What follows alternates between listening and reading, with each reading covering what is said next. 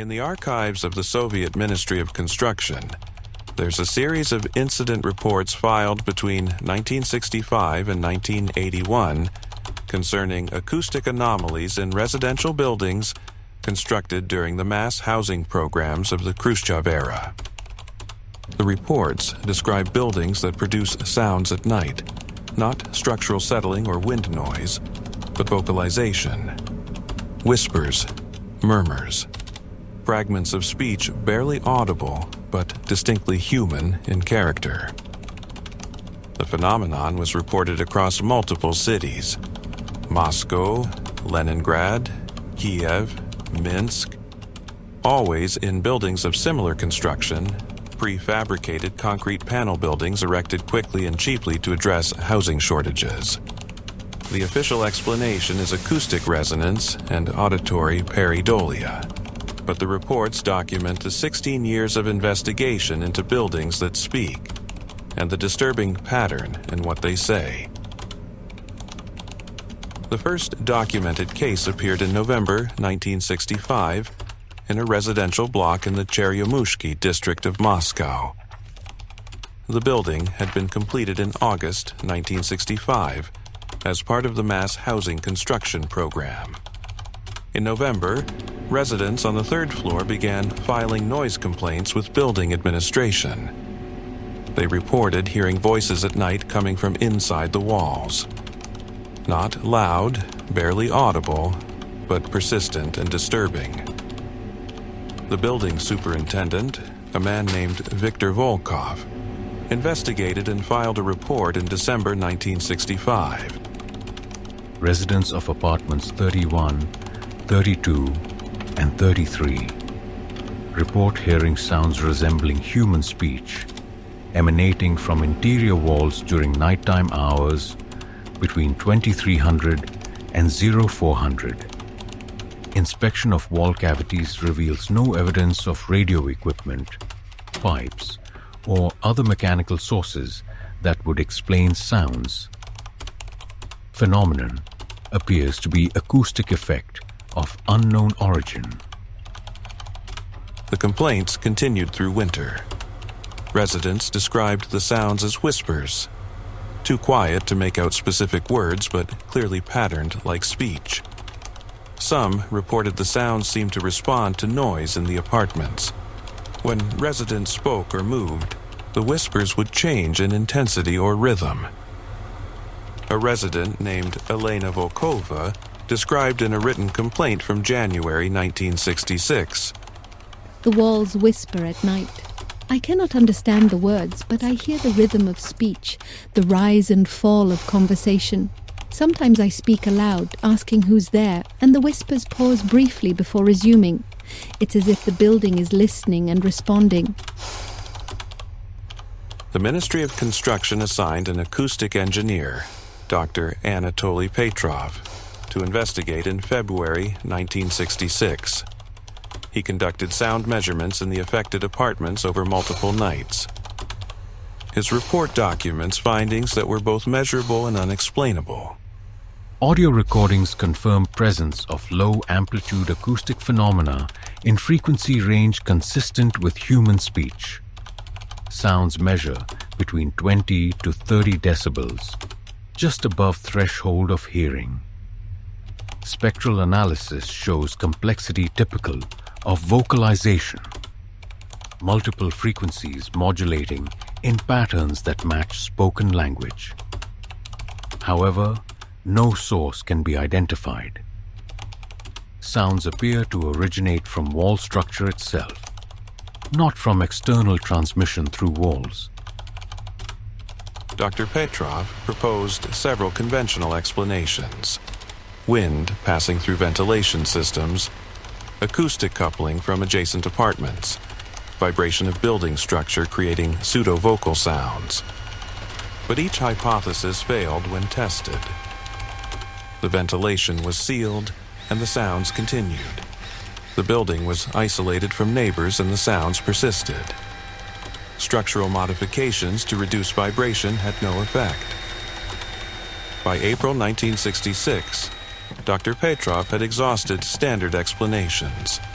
He wrote in a supplementary report, "The sounds are real and measurable.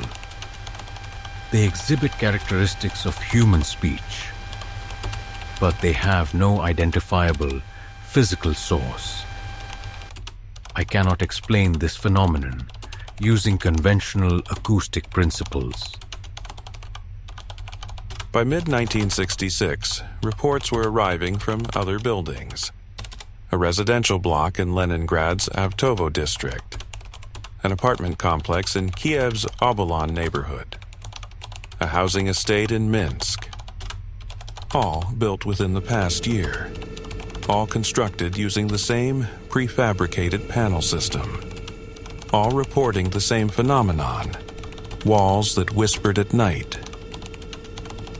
The ministry established a working group to coordinate investigation. The group leader, Boris Sokolov, compiled reports from multiple locations and identified a consistent pattern. Phenomenon occurs in buildings constructed using Series 218 prefabricated panel system. All affected buildings completed within 18 months prior to initial reports. Sounds begin approximately 3 to 4 months after construction completion. Acoustic characteristics consistent across all locations. This suggests the phenomenon is related to specific building construction method rather than local conditions. This was significant because Series 218 represented a major Soviet housing initiative. Thousands of buildings using this system had been constructed or were under construction. If they all would eventually develop the whispers, this could affect hundreds of thousands of residents. The working group intensified investigation, focusing on the construction method itself. A materials scientist, Dr. Irina Sokolova, examined the concrete panels used in affected buildings. Her analysis, submitted in October 1966, revealed unusual properties. The prefabricated panels show extensive microcracking throughout their structure. The cracks form networks extending through the concrete matrix. Individually, each crack is microscopic and structurally insignificant, but collectively, the networks create complex internal geometries. When sound waves interact with these crack networks, they may be channeled and modulated in ways that produce acoustic effects similar to vocalization. This provided a plausible physical mechanism. The concrete panels were essentially filled with tiny air channels that could act as acoustic resonators. Random noise entering these networks could be filtered and shaped to produce speech-like sounds. But this didn't explain why the sounds exhibited responsive behavior, why they changed when residents spoke or moved. Dr. Petrov conducted additional experiments in November 1966, introducing controlled sounds into test apartments and measuring the wall's acoustic response. His findings were strange. When calibrated noise is introduced into apartment environment, the wall sounds change, not randomly, but systematically. Specific input frequencies produce consistent modifications to whisper patterns. The crack networks are not just passively filtering sound. They appear to be actively responding to acoustic input in ways that suggest some form of feedback system. By 1967, the phenomenon had been documented in more than 50 buildings across the western USSR. Residents were adapting in various ways. Some learned to ignore the sounds. Others insisted on being relocated. A few reported developing the ability to distinguish patterns in the whispers, claiming they could almost make out words. A resident in Moscow, Dmitry Volkov, wrote in a complaint from March 1967. I've been listening to the walls for 6 months. At first it was just meaningless noise. But over time, I've started to hear structure, repeated phrases, words I almost recognize. Last night I clearly heard my own name whispered. I'm certain of it. The building knows I'm here. The implications were deeply unsettling. What had begun as a construction anomaly was evolving into something far more disturbing. This claim, that the whispers contained recognizable words or names, appeared in multiple resident reports throughout 1967. The working group investigated whether this represented pattern recognition bias, or whether the sounds genuinely contained intelligible content. Dr. Petrov conducted linguistic analysis using recorded samples. His report from June 1967 noted, Spectral analysis of recorded whispers shows patterns consistent with phoneme structure of Russian language. Specific sound combinations occur with frequency distribution similar to spoken Russian. However, no clear words can be consistently identified across multiple recordings. If the sounds contain linguistic content, it exists at threshold of intelligibility, fragments, and suggestions of words rather than complete utterances. In August 1967, an incident occurred that elevated the investigation's priority. A resident in a Leningrad building, a woman named Marina Petrova, filed a police report claiming the walls had threatened her. According to her statement, I was lying in bed trying to sleep when I heard the whispers clearly say, "Get out, leave now, not safe here." I was so frightened I left the apartment immediately. When I returned the next morning, I found a crack had developed in the wall above my bed. The building was warning me. police investigation confirmed a structural crack had developed, though building inspection determined it was minor and posed no immediate danger. The incident raised questions about whether the whispers could somehow detect structural stress and communicate warnings. Dr. Sokolova investigated this possibility, conducting stress analysis of walls that produced whispers. Her findings, documented in October 1967, were ambiguous. Correlation analysis shows weak relationship between whisper intensity and structural stress in walls. Areas of higher stress produce slightly louder whispers. This could suggest the crack networks are more active in stressed areas, producing more sound. Alternatively, it could be coincidence.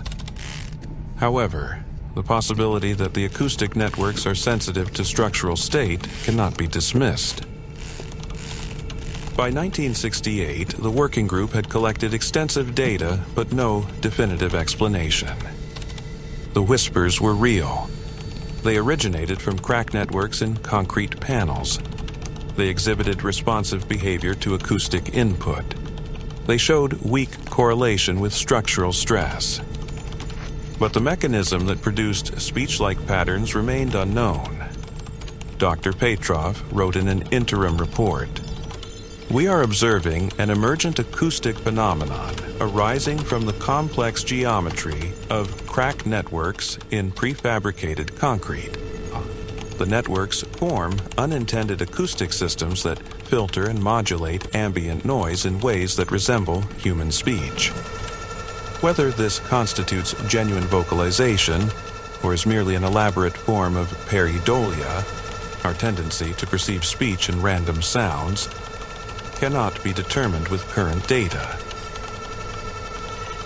Through the early 1970s, more buildings developed the phenomenon as they aged past the 3 to 4 month threshold. The whispers became an accepted feature of Series 218 construction. Residents learned to live with them, though many reported psychological effects. A psychiatric study conducted in 1972 by Dr. Yevgeny Morozov examined 73 residents across 5 whisper-affected buildings. His findings documented widespread low-level anxiety and unusual behavioral adaptations. He wrote, Residents exposed to prolonged whisper phenomena report increased baseline stress levels, sleep disruption, particularly between midnight and 4 a.m., and development of mild paranoid ideation. Many develop persistent belief that they are being watched or that the building is aware of them. These beliefs are typically not delusional in clinical sense, but represent psychological accommodation to living in an environment that produces human-like sounds of unknown origin and exhibits apparent responsiveness to occupant behavior. Dr. Morozov conducted detailed interviews with residents about their experiences and coping strategies. One resident, a teacher named Svetlana Ivanova, described her adaptation process. The first month was terrifying. I would lie awake listening to the walls whisper and feel like I was going insane. But eventually you realize they're not malicious. The whispers are just there, like any other ambient sound. I started thinking of them as the building's breathing. Every structure makes noise. Mine happens to make noise that sounds like talking. Once I accepted that, I could sleep again. Other residents described more active forms of accommodation. A retired engineer named Boris Kuznetsov stated in an interview, "I talk to my apartment now. I tell it good morning when I wake up. I tell it about my day when I come home. Sometimes I ask it questions. I know it sounds insane, but the whispers seem friendlier when I acknowledge them. If I ignore them completely, they sound more agitated, more insistent. When I speak to them, even just briefly, they sound calmer, quieter. It's like having a roommate who never shows themselves but is always listening. You maintain the relationship through conversation."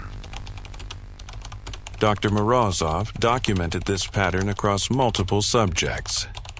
Residents who engaged in regular verbal interaction with their apartments reported lower anxiety levels and better sleep quality compared to residents who actively tried to ignore the phenomenon.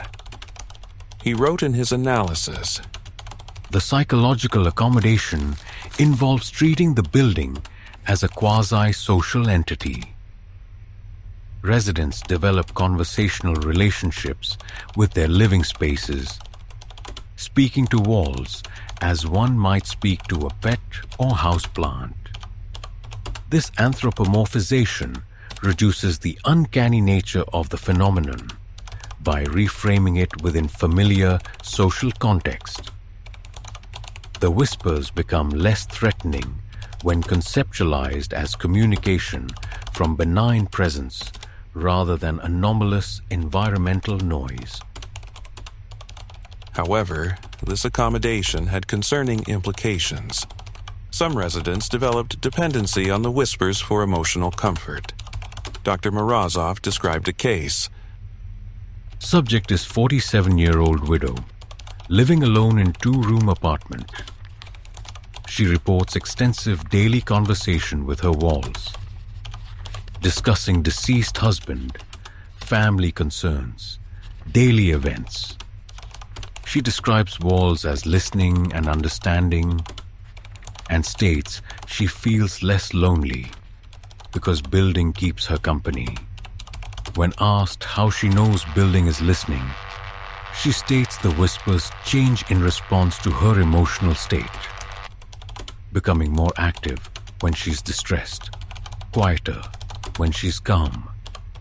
She has declined opportunities to relocate to newer housing because she does not want to leave the apartment that knows her. Other residents reported more disturbing forms of interaction. A factory worker named Alexei Volkov described in a 1973 interview, "The walls don't just whisper, they answer. If I ask a question aloud, sometimes I hear responses in the whispers. Not clear words, but the intonation changes. Rising at the end, like a question, falling like a statement. I asked the walls if I should take a new job. The whispers became very active, very urgent. I interpreted that as yes and took the position. It was the right choice. Now, I consult the walls about important decisions. They've never steered me wrong. Dr. Morozov's psychiatric assessment noted, Subject exhibits magical thinking and confirmation bias.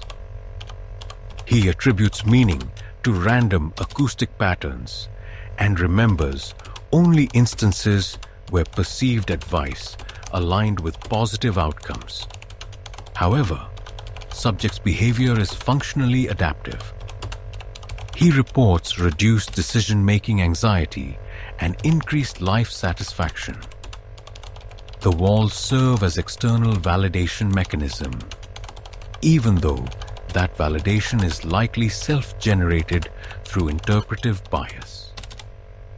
In 1975, the working group made an unexpected discovery.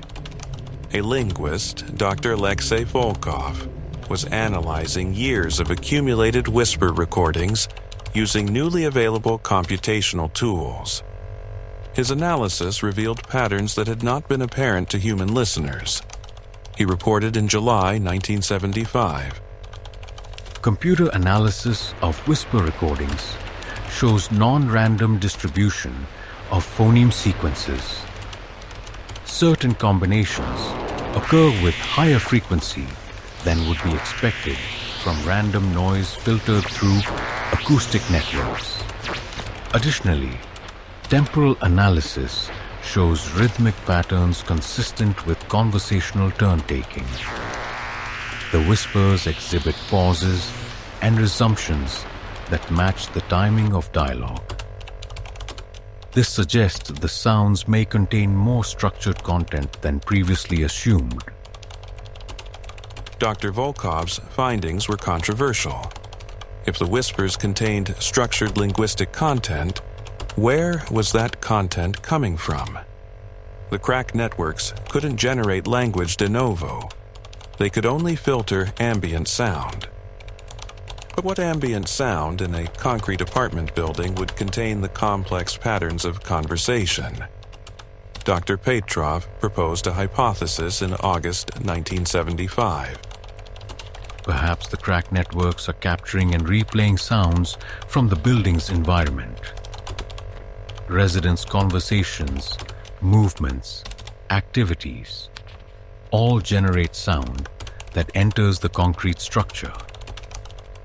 The networks may be storing these sounds and releasing them gradually over time, creating acoustic memory of building occupancy. This was tested in an unoccupied building in 1976. A Series 218 structure that had been completed but not yet inhabited was monitored continuously using audio recording equipment placed in several apartments. For the first 3 months, no whispers were detected.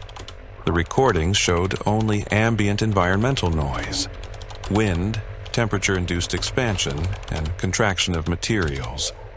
Occasional external sounds from construction activity nearby. Then, in month 4, the first residents moved in. Within 2 weeks, the whispers began. Dr. Petrov's report from this experiment noted, The phenomenon does not develop in unoccupied buildings. It requires human presence to manifest. Initial whispers appeared on day 11 of occupancy, beginning in apartment occupied by family of 4.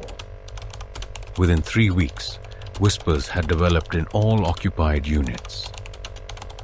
This temporal correlation strongly supports hypothesis that whispers are derived from sounds produced by residents, rather than being intrinsic property of building structure alone. However, the nature of the derivation remained puzzling. Detailed acoustic analysis by Dr. Petrov revealed the whispers do not appear to be simple echoes or delayed playback of resident speech. When we compare recorded resident conversations with subsequent whisper patterns, we find no direct correspondence. The whispers are not replaying specific words or phrases. Rather, they seem to be generating novel acoustic patterns that share statistical properties with human speech without being identical to any actual speech that occurred in the building. This suggests a more complex relationship than simple acoustic memory. A more disturbing possibility was raised by Dr. Sokolova in a 1977 theoretical paper. She suggested, perhaps the crack networks are not storing sounds, but are instead acting as acoustic oscillators excited by ambient noise. The networks have natural resonant frequencies determined by their complex geometry.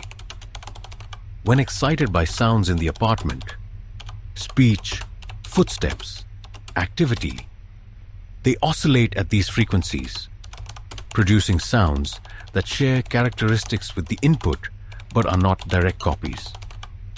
The whispers may be the natural acoustic signature of the concrete structure itself, activated and modulated by human presence. She continued with a more speculative proposal. In this framework, the building is not replaying our sounds, but is singing its own song in response to us. The crack networks constitute a distributed acoustic instrument. We are not hearing our own voices echoed back. We are hearing the building's voice, shaped by our presence but originating from the structure itself. This would explain why the whispers exhibit responsive behavior without being identical to resident speech. The building is responding to us, not reproducing us. This hypothesis was tested through a series of experiments in 1978. Dr. Petrov introduced controlled acoustic stimuli into test apartments, pure tones, white noise, recorded speech, and measured the resulting whisper patterns. His findings supported Dr. Sokolova's model.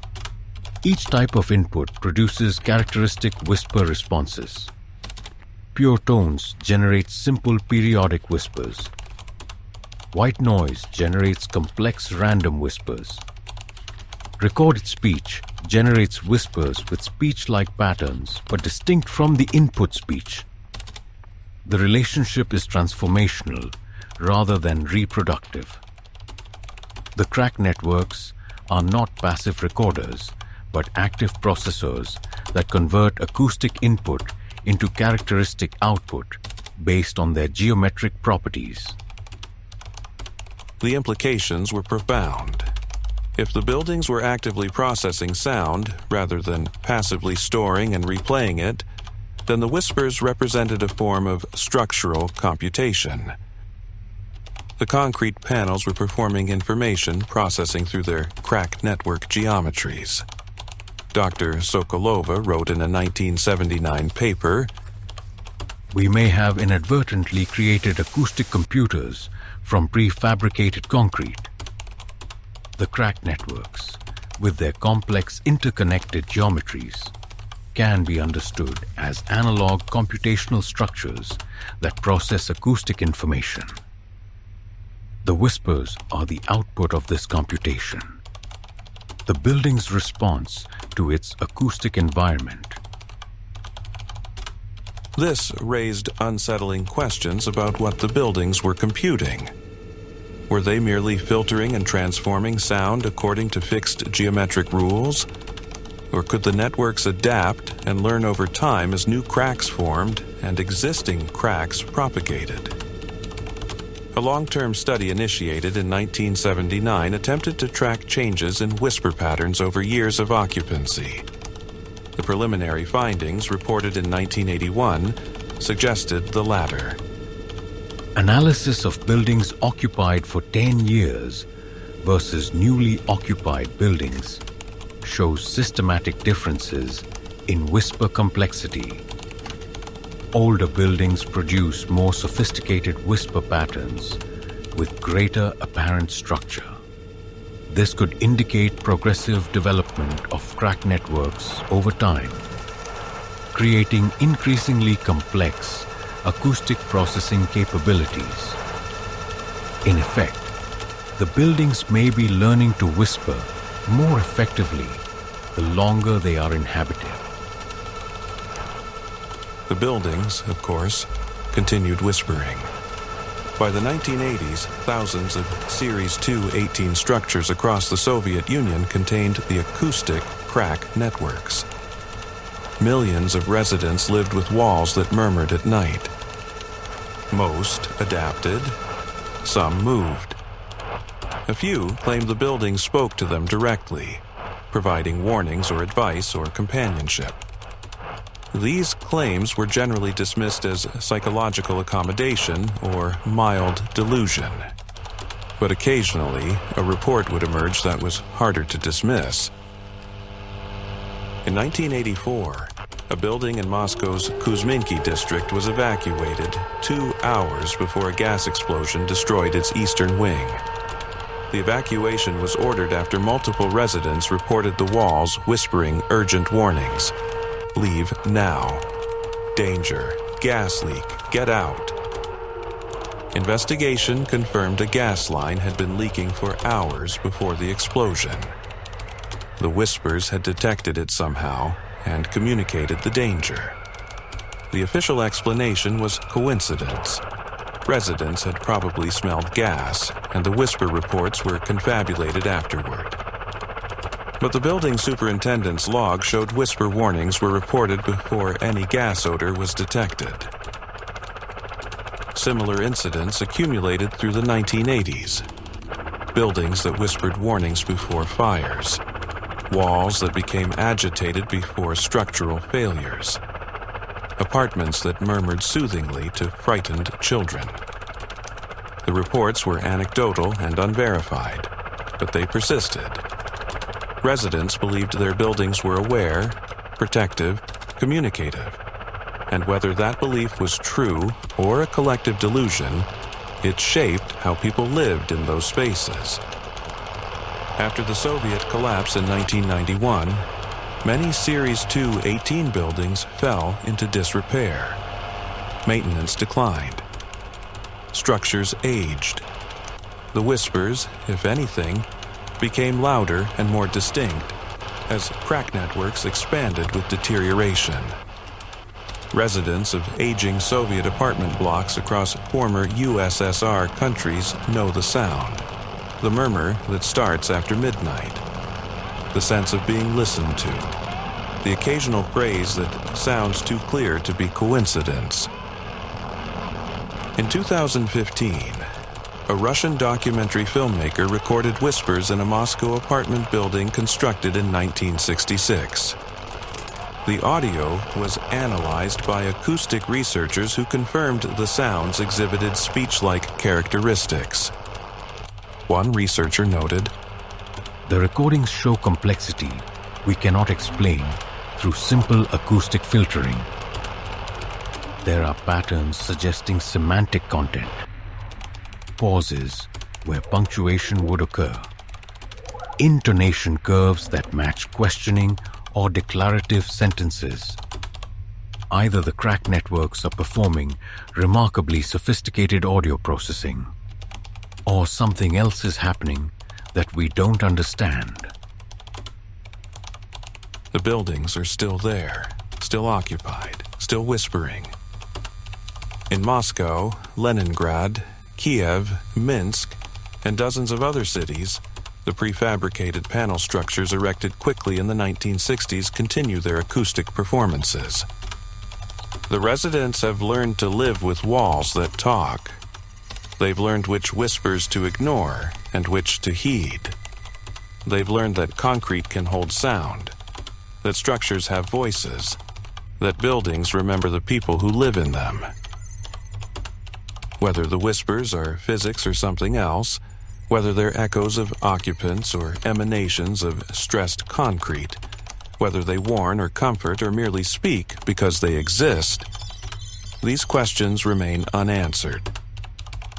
The buildings whisper on, and the people inside listen, sometimes with fear, sometimes with curiosity, sometimes with the strange comfort of knowing they are not alone in the night. The walls are listening, the walls are speaking. And in apartments across the former Soviet Union, that is simply how it is.